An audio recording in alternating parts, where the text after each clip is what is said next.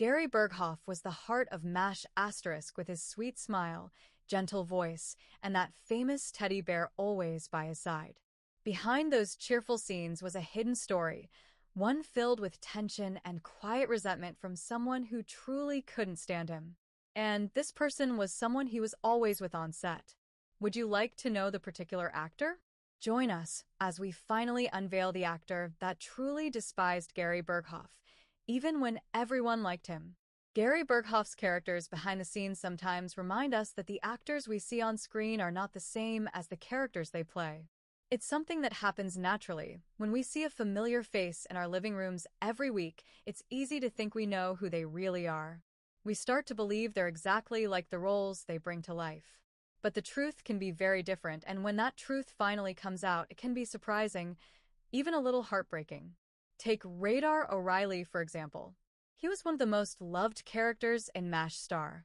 As the 4077th's company clerk, he brought something gentle and pure to a setting that was otherwise filled with sarcasm, weariness, and the dark shadows of war. While the other characters had rough edges shaped by trauma and exhaustion, Radar stood out for his sweetness and innocence. He felt like someone who needed to be protected from all the harshness around him. His big eyes and soft-spoken nature made him easy to love. He was the kind of character who brought a little light into the darkest moments of the show. And Gary Berghoff was the man behind that lovable character. He played Radar so well that many fans assumed he must be just as kind and gentle in real life. But when he left the series during the touching two-part episode titled Goodbye Radar, something shifted behind the scenes. MASH asterisk continued without him, just like it had done when other main cast members had left before. And by the time the show reached its grand finale, Goodbye, Farewell, and Amen, there was a wave of emotion from fans everywhere. People wanted to honor the show's legacy, celebrate the memories, and say one last goodbye. During this time, an article appeared in TV Guide, written by one of the show's writers, Bert Prelutsky. The article seemed like a nostalgic farewell, but within it was something unexpected. Prelutsky mentioned how people on set really felt about Gary Berghoff, and it wasn't what fans might have guessed. According to him, while everyone adored the character Radar, their feelings toward Berghoff himself weren't so warm. Prelutsky explained that no one wanted to publicly speak on the record, but the general feeling was shared among the cast. They had a soft spot for Radar, but working with Berghoff was a different story. One actor, who didn't want their name shared, described Gary as someone who was difficult to get along with. They said he acted as if the world was against him, often being unpleasant toward others. But when someone stood up to him or gave him a taste of his own behavior, he wouldn't handle it well. The actor even recalled a funny but telling moment. Mike Farrell, another star on the show, once told Gary that he was good at being mean to people but couldn't take it when others pushed back. And Gary, without realizing how ironic his words were, replied that he was tired of dishing it out. It was a moment that said a lot more than he probably intended. Everything became more complicated when one of the characters deliberately opened up about his off-screen relationship with Gary. And this was what nobody expected because we only saw their on-screen characters, without knowing that there was something really traumatizing going on behind the scenes. Just keep watching to find out what really happened between these two. The actors who disliked Gary. During the early days of MASH asterisk, the show seemed like a close-knit family on screen. It was easy to believe everyone got along like best friends. But behind a camera, things were not always as warm and lovely as people thought. One of the original cast members, McLean Stevenson, who played the easygoing and often overwhelmed Colonel Henry Blake, eventually walked away from the series. Most people thought he left simply because he was tired of always playing second to Alan Alda's character, the charming and quick-witted Hawkeye Pierce. But as it turns out, there might have been a deeper reason behind his sudden exit. McLean Stevenson once opened up about the people he worked with on the show. He shared that he got along with almost everybody. In fact, he said all the cast members were great, except one. The one person he had the most scenes with, the one he spent the most time with, was also the one he didn't always get along with, Gary Berghoff. Gary played Radar, the innocent, lovable clerk who was always by the colonel's side. On the show, they looked like the perfect duo. one giving orders and the other loyally carrying them out. But in real life, it wasn't always so smooth. Stevenson admitted that his relationship with Gary was a mix of both admiration and frustration. He said Gary was an amazing actor, maybe even the best among them, but they sometimes clashed. Sometimes they just couldn't see eye to eye, and small issues would turn into bigger ones. Stevenson also owned up to the fact that he wasn't always easy to work with either. As his character grew more popular, his confidence started to grow too, maybe a little too much. He believed that his own ego may have made things harder and that he wasn't completely blameless in their disagreements. But McLean wasn't the only one who had a rocky connection with Gary. At some point, rumors went around the set that Gary could be hard to be around. Sometimes there were stories that pointed to more than just small arguments. In a biography written about Alan Alda in the early 80s, it was said that Gary and McLean once had a loud and heated fight. It didn't stop there. Wayne Rogers, who played Trapper John and was known for his calm and collected nature, once reportedly got so angry with Gary that he picked up a chair and threw it at him. That paints a very different picture from what fans saw on television. Even though all these tense moments were happening behind closed doors, none of it seemed to spill over into their acting. Radar and Colonel Blake shared one of the most heartfelt friendships on the show. When Colonel Blake was written off the series at the end of the third season, with his character dying in a tragic plane crash, the sadness on Radar's face felt very real. That moment broke the hearts of millions watching, and it still remains one of the most emotional scenes in TV history. Still, the truth is that the atmosphere on set wasn't always friendly. And who knows? This might be one of the reasons Gary had to leave the set in Season 7. But what if it's not? We will still talk about this. For now, our focus remains on how Gary's presence in the show mostly caused conflicts and stress. Behind the laughter and the clever one-liners, MASH Asterisk had its share of real-life challenges. The actors were human, with their own flaws, emotions, and tempers. The bond fans saw between Colonel Blake and Radar may have been stronger on screen than off, but it was still a powerful reflection of two men trying to do their jobs the best way they could, despite what was happening when the cameras stopped rolling. Even though the show MASH Asterisk looked like pure magic on screen, with lots of laughter and heartwarming moments, there were signs that some of the tensions behind the scenes quietly made their way into the show itself, especially in how other characters treated Radar, played by Gary Berghoff. If you watched closely, you'd notice that Radar was often treated like the annoying little brother no one could get rid of. The rest of the team would roll their eyes at him or poke fun. And while it was all meant to be funny, you can't help but wonder how that made Gary feel in real life. Gary might have felt overlooked. Here was a man who had a special connection to MASH Asterisk from the very beginning. He was the only cast member who starred in both the original 1970 film directed by Robert Altman and the television version that millions grew to love. That should have meant something. That should have earned him a special spot. But instead, on the show, his character was often used as comic relief, the one everyone joked about, even though he played his part with so much sincerity and heart. As time went on, other actors started taking on more creative roles. Alan Alda, for instance, not only acted but also got involved in writing and directing episodes. Gary, too, wanted to bring more of himself to the show.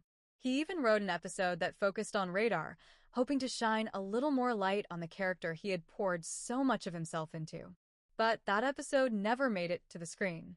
It must have hurt, watching others take creative control while his ideas were quietly brushed aside. It might have made him feel like he wasn't as important as the rest of the team, like his voice didn't carry the same weight. And that's where some of the sadness begins to seep in. All the little moments of feeling left out, all the quiet tensions and the misunderstandings behind closed doors, may have built up over time. The reported disagreements between him and McLean Stevenson were just part of a bigger picture. Gary may have carried the weight of feeling underappreciated, even while being a key part of something so legendary.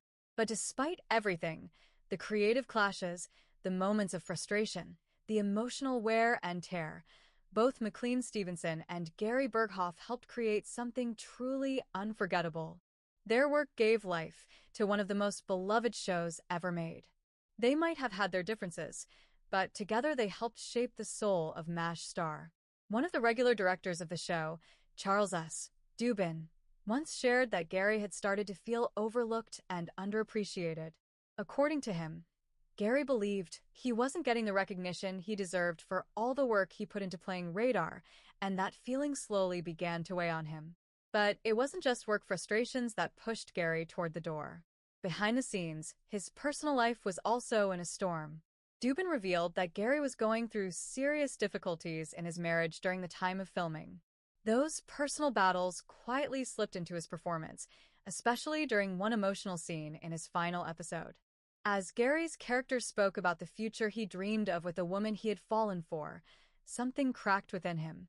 He broke down in tears right there on set. The filming had to be paused, and Dubin gently walked him around the quiet back lot of Fox Studios, letting him breathe and gather himself. That moment wasn't just acting. It was real, raw, and deeply human. It was as if Gary wasn't just saying goodbye to the show, but also trying to hold himself together while letting go of so much more. Interestingly, Gary himself never spoke in great detail about why he left MASH star. He didn't seem to want to stir up drama or dwell on the pain. But years later, during a quiet radio chat in Ontario, he did share a bit of his heart. He explained that for him, family came before everything else. The long hours, the constant filming, the pressures of being on a hit television show, it was all pulling him away from being the father he wanted to be. He admitted that because of work, he just wasn't there for his kids in the way they needed. That truth hit him hard. Now, apart from the issues surrounding Gary's character role, let's explore various controversies, scandals, and drama that served as a threat to MASH star. Robert Altman's revelation about MASH*.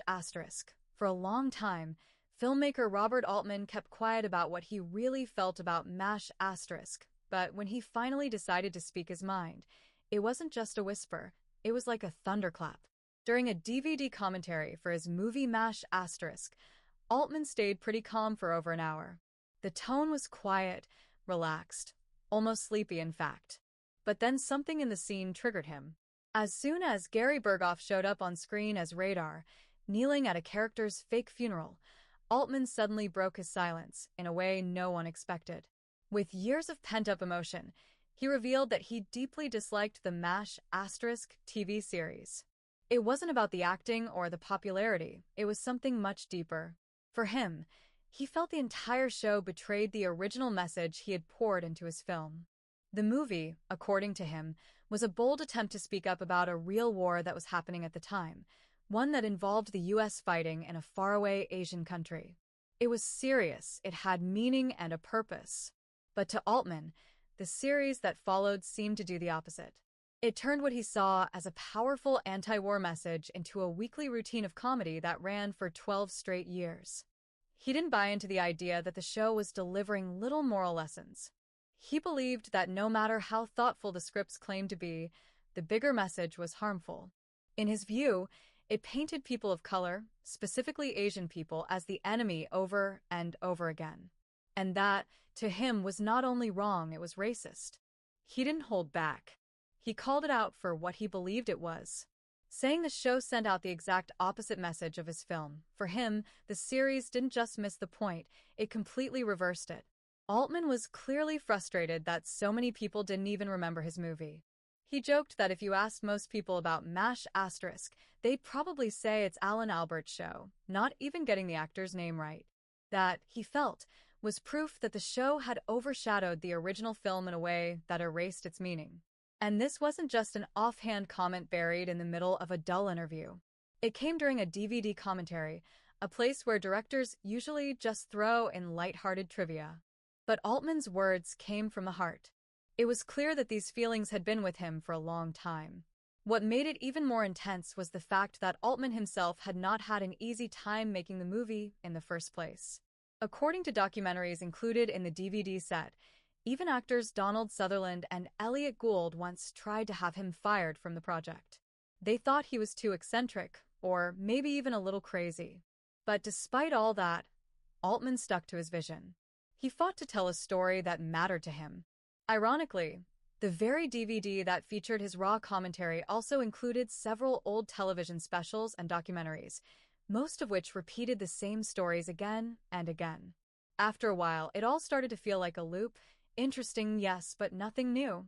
Still, Altman's unscripted outburst stood out like a lightning bolt in a summer sky. It reminded everyone listening that behind the scenes of even the most beloved classics, there can be deep disagreements and unspoken frustrations. But then it didn't end with this particular one. It extended to more. So stay tuned for the most controversial part: rejected episodes and scripts. While the network sometimes asked for changes in MASH asterisk scripts, there was one particular episode that they simply wouldn't allow. It wasn't just about tweaking a few lines or adjusting the mood. It was a flat-out no. And when you understand the history behind the show, the reason becomes more interesting. MASH asterisk first began as a movie, a bold and darkly humorous film directed by Robert Altman. It told the story of army doctors during the Korean War in a way that was raw, unfiltered, and unapologetically honest. The movie had swearing, violence, and serious adult topics, something TV couldn't fully handle in the early 1970s. So when it was turned into a television series, a lot had to change. Still, MASH asterisk didn't lose its voice. In fact, even with all the limitations of primetime TV, it pushed the envelope in ways no one expected. One unforgettable moment came when the beloved character Henry Blake was eliminated. At the time, television almost never did that, and major characters just didn't end like that. But MASH asterisk took that risk and left viewers stunned, proving that it was not afraid to deal with real emotions. And it didn't stop there. The show began removing the usual laugh track, especially during serious surgical scenes. Later on, they dropped it completely in certain episodes. This simple change helped MASH asterisk feel more human, more real. It opened the door to discussing topics that TV shows had long avoided, things like trauma, stress, and the emotional weight soldiers carried with them. While other comedies stuck to safe storylines, MASH asterisk dared to go deeper, shining light on the things people often ignored. But even with all of this creative freedom, there were still battles behind the scenes. The people running the show often clashed with CBS, the network that aired it. They disagreed over the tone, the themes, and how far the show could go. Despite those disagreements, most of the time they found a way to move forward together. However, there was one episode that CBS refused to approve no matter what. It was called Hawkeye on the Double, and it was supposed to be part of the first season. The story centered around the character Hawkeye Pierce, played by Alan Alda. In the script, Hawkeye is secretly dating two nurses at the same time, without either of them knowing about the other. But when the women find out they've both been played, they decide to get even. They team up and tell him that they're both pregnant with his child.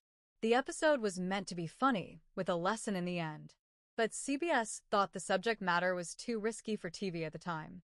They worried that the idea of faking pregnancies, mixed with themes of deception and intimacy, would be too controversial for viewers. So the script never made it to air. But that wasn't the end of its story. Even though it never aired, fans eventually got the chance to see it. The unaired script was added years later as a bonus feature in the MASH asterisk Martinis and Medicine Collection DVD box set. For longtime fans and curious viewers, it was a chance to peek behind the curtain and see the episode that was too bold even for a show known for taking chances. This moment in MASH asterisk history reminds us just how far the show was willing to go to tell honest, emotional, and sometimes uncomfortable stories, even when the network pushed back.